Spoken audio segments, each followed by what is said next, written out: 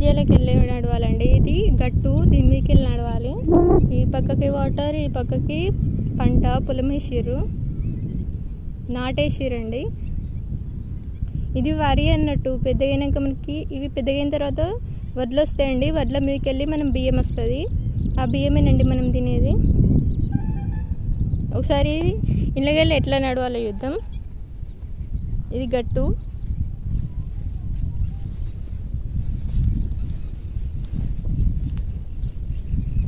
చూసుకొని నడవాలండి, లేకపోతే అటు వాటర్ ఉన్నాయి, ఇటు వరి ఉంది.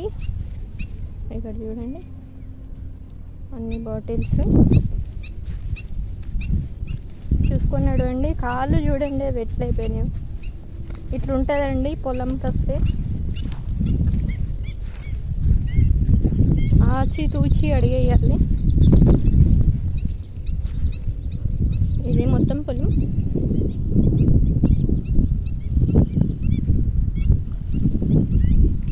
ఒకసారి అక్కడ లాస్ట్ వరకు చూద్దామండి, పోయి అక్కడ ఎట్లుందో. గట్టు మీదనండి ఇలా నడిచేది. ఒకసారి మనం ఆ చివరి వరకు చూద్దాం. ఒకసారి ఆ చెరువు చివరి ఉంది కదా, అక్కడ పోయి చూద్దాం అక్కడ ఎట్లుందో. మెల్లమెల్లగా నడుచుకుంటూ పోవాలండి, చూద్దాం.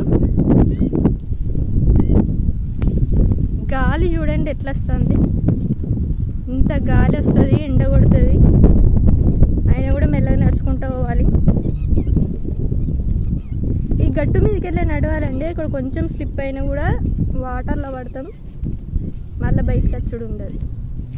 అది మీకు చూడడానికి లోతు కొంచెమే ఉంటుంది, కానీ అడుగేస్తే తెలుస్తుంది, మొత్తం లోపలికే పోతుంది. ఇట్లుంటుందండి పంట ఈ పొలాలు. చెరువు దగ్గరికి అయితే వచ్చినామండి, ఒకసారి చూద్దాం. కొంచెం దూరం ఉంది, ఇక్కడ అన్ని వాటర్ ఉన్నాయి.